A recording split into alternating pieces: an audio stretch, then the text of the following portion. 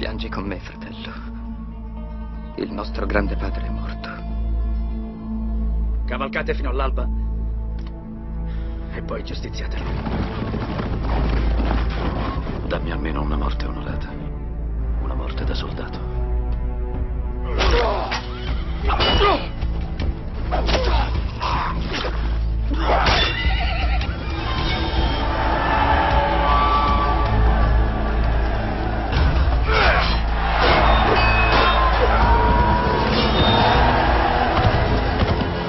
Chi è quello?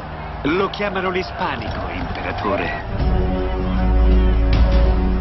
Voglio andare a conoscerlo. Perché l'eroe non si rivela e non ci dice il suo vero nome?